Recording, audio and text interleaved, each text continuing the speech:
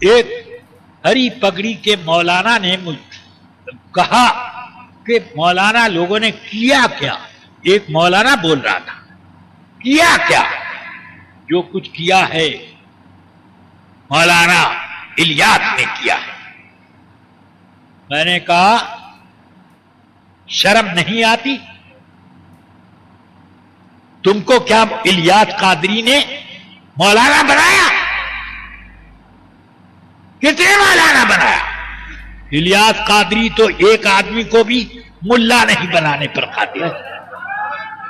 یہ حال ہے.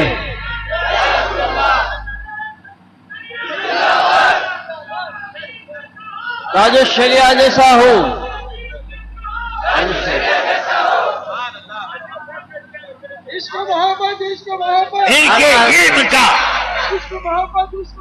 ان کے علم کی شان اتنی نرالی اتنی اونچی ہے کہ ایک مرتبہ میں اور مفتی شریف الحق صاحب علیہ الرحمہ دونوں کراچی گئے.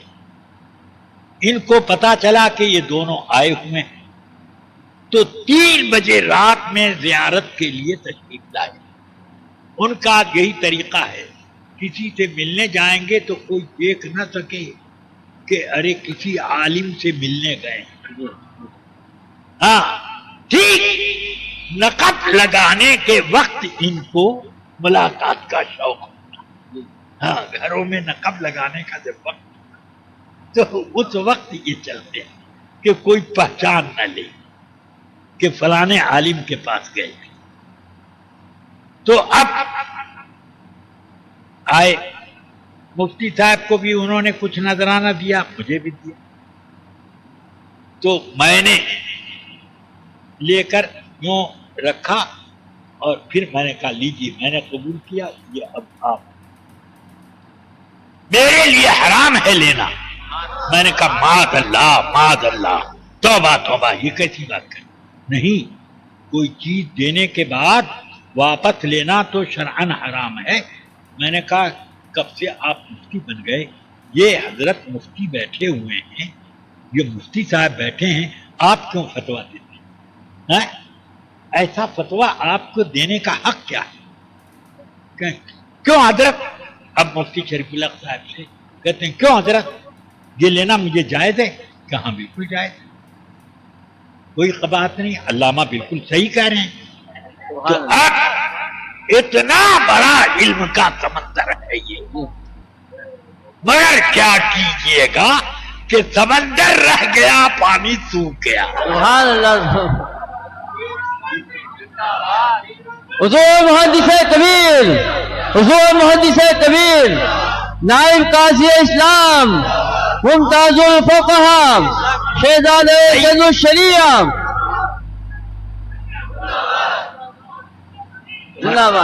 اور بھی بہت سے مکہ مکرمہ میں بھی ملاقات ہوئی.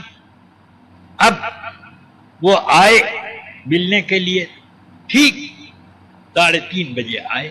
میں سویا ہوا تھا, ایک آدمی نے میری ٹانگ ہلائی. میں نے کہا کیا بات ہے؟ کہ حضرت مولانا الیاس عطار صاحب تشریف لائے ہیں آپ سے ملنے کے. میں نے کہا ٹھیک ہے, ان کو ادھر بیٹھو, میں آتا ہوں.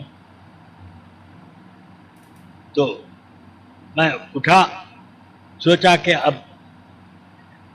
آدھے گھنٹے میں صبح صادق طلوع ہو جائے گی, چلو کوئی بات نہیں. اب وہ میں نے اطمینان سے مسواک کرتا رہا, غسل خانے میں بیٹھ کے وضو وغیرہ کیا, پھر آیا.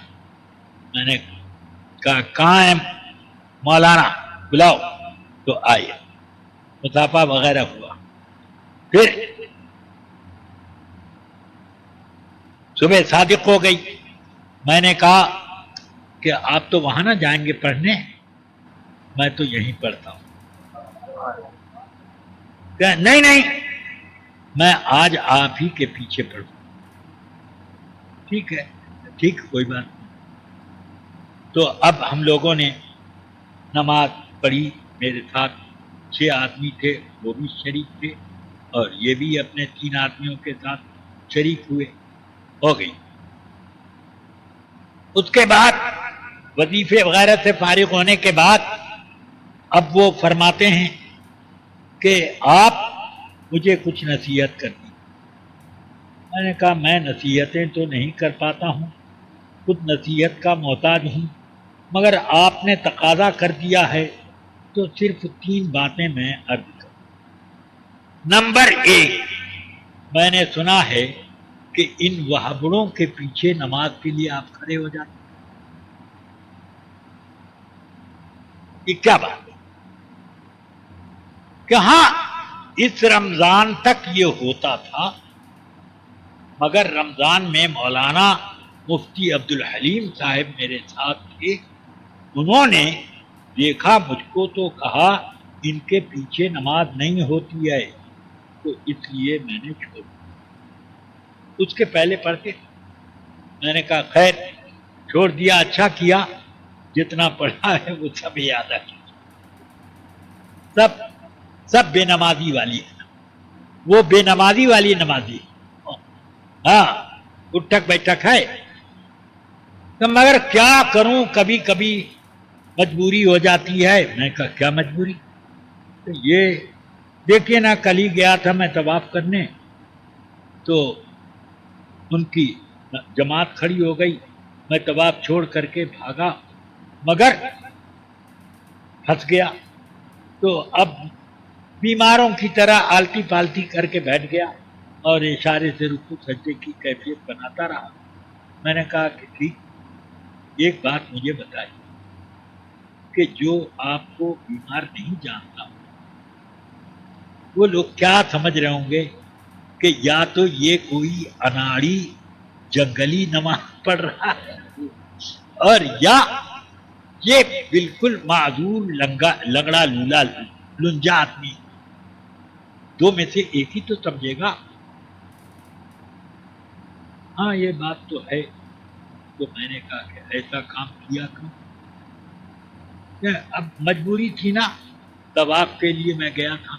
میں نے کہا طواف کا شوق آپ ہی کو ہے، مجھے نہیں ہے. میں بھی طواف کو جاتا ہوں، مگر میں اوقات دیکھ کر جاتا ہوں تاکہ اپنی اوقات نہ بگڑے.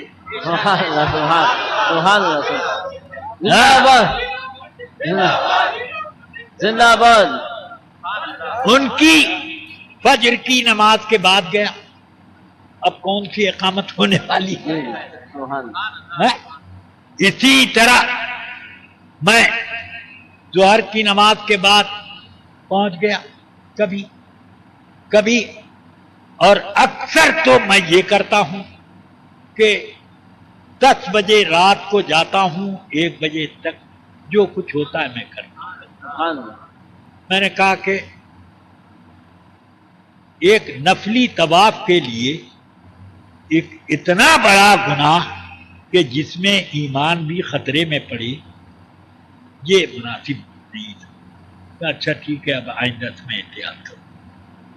میں نے کہا احتیاط کروں گا نہیں، کرنا پڑے گا. ہاں. میں نے کہا نمبر 2 یہ کہ آپ کی جماعت میں جو داخل ہو جاتا ہے وہ دنیا بھر کے علماء سے بے نیاز بلکہ ان کا مخالف کیوں ہو جاتا ہے؟ نہیں، ارے نکالو تو اپنے جیب لیے ہوئے ہو کہ نہیں. علماء کے فضائل اتنا بڑا ایک کارڈ تھا جس میں 8-10 حدیثیں لکھی تھی علماء کے فضائل کی، اتنے باریک قلم سے کہ مجھے بھی اسے بہت غور سے پڑھنے میں آیا. تو انہوں نے کہا میں نے یہ علماء کے فضائل 1,25,000 کی تعداد میں چھپوا کر تقسیم کرایا ہے. اب اس کے بعد بھی اگر لوگ علماء سے وابستہ نہیں ہوتے تو اس میں میرا کیا؟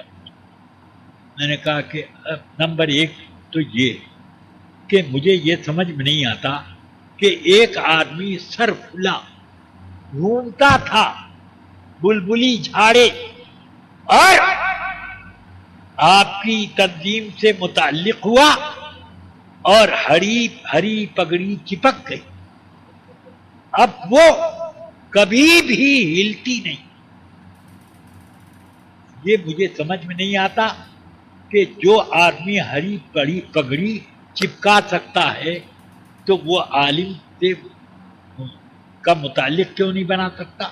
میں یہ نہیں کہہ رہا ہوں کہ دنیا بھر کے سارے عالم کی اتباع واجب ہے، بلکہ جو علماء صاحب کردار و عمل ان سے کیوں یہ کٹے ہوئے ہیں؟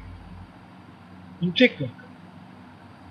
ان سے تو وابستہ رہنا چاہیے. نہیں، میں نے کہا سنیے ابھی بات میری پوری نہیں. دوسری بات یہ کہ آپ نے 1.25 لاکھ چھاپا. میں کہتا ہوں 1.25 لاکھ کیوں چھاپا؟ آپ نے اپنے اجتماع پاک کے پوسٹر کے برابر 100 کیوں نہیں چھاپا تاکہ وہ موٹے حروف میں ہر آدمی پڑھتا اور یہ جو دیکھے گا موڑ کر کے تعویذ نہ بنا کے پہن لے گا کہ یہ حضرت کا تبرک ہے گلے میں پہننے کے لیے. یہ پڑھنے کے لیے نہیں ہے، یہ تبرک شریف ہے. میں نے کہا یہ آپ کے اوپر ذمہ داری ہے اور اگر یہ ذمہ داری ادا نہیں کرتے تو یوم الحساب میں اللہ کے سامنے آپ کے خلاف استغاثہ کروں. اب تیسری بات جو آخری ہے، میں نے کہا دین کے ثبوت کے لیے اور سنیت کے استحکام کے لیے قرآن اور حدیث میں بڑی بڑی مضبوط دلیلیں موجود ہیں حقانیت کے ثبوت، مگر عجیب و غریب معاملہ ہے کہ حقانیت کے ثبوت کی یہ بڑی دلیل ہے کہ ایک مدنی نے خواب دیکھا کہ ایک عورت کو قبر میں عذاب کے فرشتے کوڑا لے کر کے اور گرز لے کر کے مارنے کے لیے تیار کھڑے تھے کہ اتنے میں رسول اللہ تشریف لائے اور ڈانٹ کر کے فرشتوں کو بگایا، ہٹو بھاگو، یہ میرے عطار کی مریدنی ہے. میں نے کہا یہ آپ کی دلیل ہے. موٹر سائیکل پہ آدمی چلا جا رہا ہے، اچانک دیکھا رسول پاک سامنے اور فرمایا دیکھ الیاس کے ساتھ وابستہ ہو. دکان میں چندی بیچ رہا ہے، ادھر بیچتے بیچتے دیکھتا ہے رسول پاک بالکل میری گدی پہ بیٹھے ہیں اور گود میں عطار صاحب کو لیے. میں نے کہا کہ یہ سب ایسے اتنی بشارتیں وہ بھی مجہول ان مجہول. ایک مدنی نے خواب، کون مدنی ہے، جھوٹوا ہے کہ سچوا ہے؟ کون، کہاں کا رہنے والا، اس کی حقیقت تو معلوم. ہم لوگ رسول پاک کی حدیثیں بھی بغیر سند کے نہیں مانتے، اور یہ بے سند کے ایک مدنی ہے. ارے وہ پتہ نہیں وہ مدنی، وہ اجودھیا باسی حسین احمد مدنی نہیں نہ تھا، کون تھا؟ اس لیے رفیقان ملت میں نے ان سے یہ کہا، اتنی بے تعداد بشارتیں رویائے صالحہ طالحہ آپ کے متعلق ہیں کہ نہ میں نے اعلی حضرت کے بارے میں اتنا پڑھا، نہ غریب نواز کے بارے میں اتنا معلوم ہوا. ارے سب سے بڑھ کر غوث اعظم کے بارے میں بھی اتنی بشارتیں نہیں جتنی آپ نے. تو کیا آپ کے درجات کچھ دو چار ہاتھ اوپر ہیں کیا اس سے؟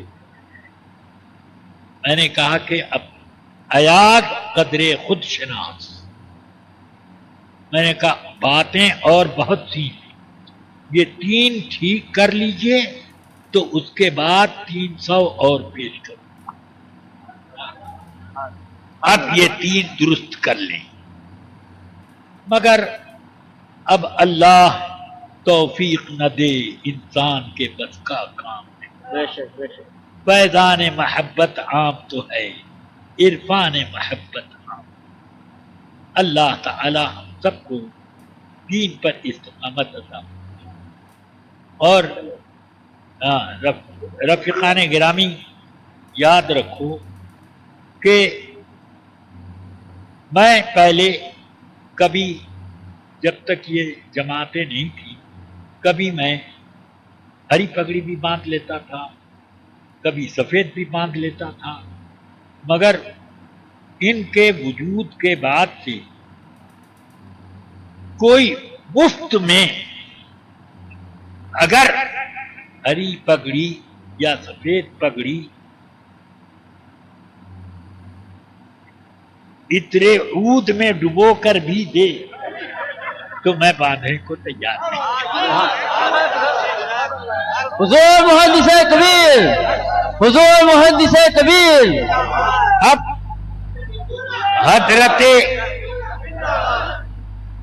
حضرت سیدی علامہ اظہری صاحب مدد اللہ العالی سے یہ مرید بھی ہیں اور ان سے ہی خلافت ان کو ملی تھی. اور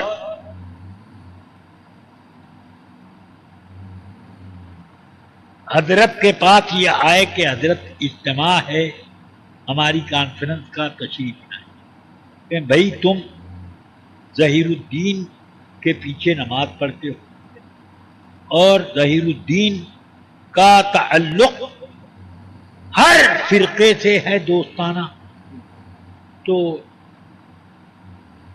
فقہائے کرام کے حکم کے مطابق بلکہ احادیث کے مطابق بھی ان کے پیچھے نماز نہیں، تو اس لیے میں کیسے شریک؟ حضور میں توبہ کرتا ہوں. چلیے یہ لکھ کر کے ایک پرچے پر دے دیے، میں توبہ کرتا ہوں. اب اس کے پیچھے حضرت تشریف لے گئے. پھر وہی طریقہ دوبارہ آئے ایک موقع پر، تو حضرت وہ تم پر گئے. حضرت وہ کیا پریشانی ہے، یہ ہو گئی غلطی، اب میں پکی توبہ کروں. پھر اس کے بعد پھر وہی طریقہ. اب تیسری بار آئے تو حضرت نے فرمایا نہ میں نہیں جاتا، وہ مرتبہ تم پر نہیں کر.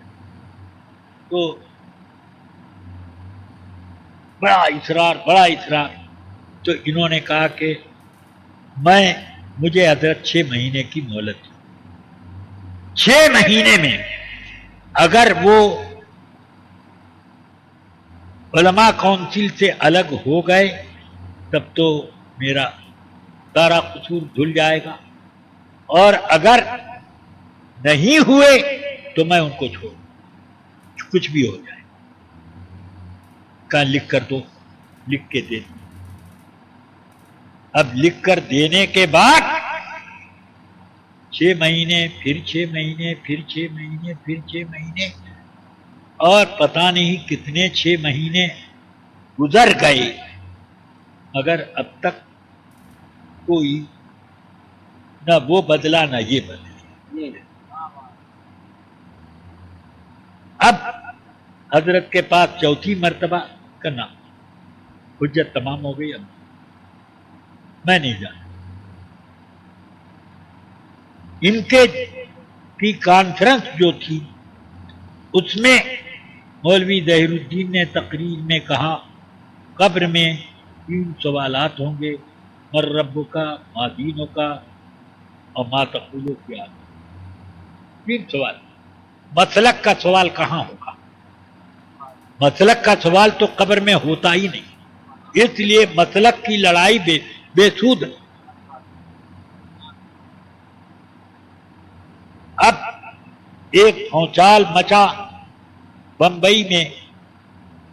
حضرت علامہ اظہری صاحب اور مجھے لوگوں نے اس کے جواب کے ایک جلسے کو کیا. میں نے اس میں کہا کہ میں تو نہیں کہ میں بتا سکوں کہ کیا تقریر کی، لہذا میں 15 گھنٹے پہلے یہاں اسی لیے آیا ہوں کہ مجھے ان کا سی ڈی دو تاکہ ان کی تقریر کو میں سنوں کہ کیا کہا تھا. تو اس تقریر میں یہ بھی کہا کہ نہ معلوم کب سے یہ رسم بد پیدا ہو گئی ہے کہ لوگوں سے کہنا، لوگوں تو جلسے میں کہا جاتا ہے کہ درود شریف پڑھو. معاذ اللہ معاذ اللہ معاذ اللہ. یہ کب سے رسم بد پیدا ہو؟ معاذ اللہ. اللہ تعالی فرماتا ہے یا ایھا الذین آمنوا صلوا علیہ وسلموا تسلیما. صلی اللہ علیہ وسلم. جب اللہ حکم دے رہا ہے تو پھر اس کے حکم کی اطاعت میں ہم کیوں نہیں حکم دیں گے؟ درود پڑھو. اللہم صلی علی سیدنا و مولانا محمد وآلہ وصحبہ. تو میں نے 2 گھنٹے میں ان کی پوری تقریر کو سجا کر کے رکھا اور یہ سب کیا. پھر حضرت نے تقریر کی. 15-20 منٹ میں حضرت نے اس کو سب الحاصل یہ کہ ان لوگوں نے، دونوں پارٹی نے، یہ تو کم سے کم بہت بڑا برائی کا جال پھیلا دیا کہ یہ بد مذہبوں کا رد کرنے سے کتراتے. ایک دوسرے یہ کہ یہ لوگ بد مذہبوں کے رد کے جلسوں میں بھی نہیں بیٹھے. نمبر 3 یہ کہ اگر ان کی طاقت یا ان کی تعداد زیادہ ہوتی ہے اور کوئی خلاف بول دے تو مار پیٹ بھی کر ڈالتے ہیں. اور اس سلسلے میں مجھے کئی مولاناؤں کے بارے میں اطلاع ہے کہ انہوں نے کچھ کہا تو ان کی بھی پٹائی کر. اب یہ علامہ اظہری کے خلاف یا اور کسی بھی عالم کے خلاف بولتے ہوں تو کیا اب جواب میں اس کا بھی پٹائی کرنا ضروری ہے؟ میں تو اس چیز کو پسند نہیں کرتا، مگر دروازہ کیوں ایسا کھولتے؟ ایسا دروازہ کھولا ہی کیوں جاتا ہے؟ نمبر 3 یہ کہ ٹی وی کو دین پھیلانے کا ایک بہانہ بنایا ہے. اصل مقصود شہرت، اصل مقصود ناموری، بے شک مگر اس کو بہانہ بنا کر کے بیس کر دیا. جب ایک سیمینار میں سوال کھڑا ہوا تو اس سوال کے اوپر میں نے صاف طور سے تمام سیمینار کے شریک علماء سے یہ کہا کہ بھائی جو لوگ ٹی وی پر تقریر کو جائز سمجھتے ہوں وہ لوگ اپنی دلیل پیش کریں. سب 7-8 علماء نے کہا کہ ہم اس جائز سمجھتے ہیں. میں نے کہا کس بنیاد؟ اس کے ذریعے سے دین کی اشاعت ہوگی. میں نے کہا اور کوئی دلیل؟ کہ بس یہ. میں نے کہا اس کے ذریعے سے کیسے اشاعت دنیا کے کونے کونے میں خبر پہنچی، انٹرنیٹ کے ذریعے سے پہنچ سکتی ہے، ٹی وی کے ذریعے سے پہنچ سکتی ہے۔ میں نے کہا کہ بہت سارے جوابات دینے کی مجھ کو ضرورت نہیں، میں ایک سوال صرف آپ سے کرتا ہوں کہ دین کی اشاعت ریڈیو پر ہو یا ٹی وی پر ہو یا انٹرنیٹ پر ہو، آواز سے ہوئی یا یہ کھوپڑے شریف سے؟ سبحان اللہ سبحان اللہ۔ یہ بتاؤ کس چیز سے ہوئی؟ آواز سے ہوئی تو اس کھوپڑے شریف کی ضرورت کیا تھی؟ جی جی اگر اس سے ہوئی تو آپ گنگے بیٹھ کر کے بیٹھے رہے، اس میں اپنا فوٹو گھماتے جائیے، بس گونگے بیٹھ جائیے، کیونکہ یہی مبلغ اعظم ہے نا۔ جی جی یہ میں نے کہا سن لیجیے، میں نے کہا اس کا جواب تو آپ لوگوں کے اوپر ہے، کیا جواب دیں گے؟ مگر ایک بات آپ کو سن لینا چاہیے کہ ایک چینل کھولنے کے لیے کتنے چینلوں کی زیارت ہو جاتی ہے، اور دین جو ہے اپنے پھیلنے میں حرام راستوں کا محتاج نہیں، بے شک سبحان اللہ۔ حق غالب رہے گا۔ یہاں تک کہ ہمارے علماء نے لکھا ہے کہ دنیا سے اگر سارے علماء اٹھ جائیں اور ایک بھی حق پسند حق پرست سنی موجود ہے تو دین پھیلتا ہے۔ سبحان اللہ سبحان اللہ۔ نعرہ تکبیر، نعرہ رسالت، مسلک اعلی حضرت، مسلک اعلی حضرت، عشق محبت، عشق محبت، محدث کبیر، محدث کبیر۔ اچھا بس اب سارے نعرے اب گھر جب چلے جاؤ گے تو وہیں پر سب نعرہ گھر پہ لگا لینا۔ ہاں اچھا، آپ اور یہ دونوں گھر چلی جائیے اور خوب نعرہ دونوں اپنے گھر میں نعرہ لگائیں۔ چلیے، اب میں نے سوال علماء کرام سے کیا، میں نے کہا کہ میں نے جو بات کہی ہے آواز سے اشاعت ہوتی ہے کہ چہرے کے فوٹو سے، اس کا جواب آپ دیں۔ تو ان لوگوں نے کہا نہیں، صحیح تو یہی ہے کہ آواز سے اشاعت ہوتی ہے۔ تو میں نے کہا پھر الحمدللہ، تو فتویٰ کیا ہونا چاہیے کہ اب تو بات واضح ہو گئی۔ سب نے اس بات پر پورے سیمینار میں اتفاق کیا کہ یہ عذر کے اشاعت اسلام کا ذریعہ ہے اور اس کے لیے یہ ممد و معاون ہے، یہ عذر بالکل غلط ہے، اور اس میں یہ سب نے دستخط کی، تمام علماء جو سیمینار 8-9 آدمیوں نے تو پہلے جائز کی بات کہی، مگر انہوں نے بھی وجود۔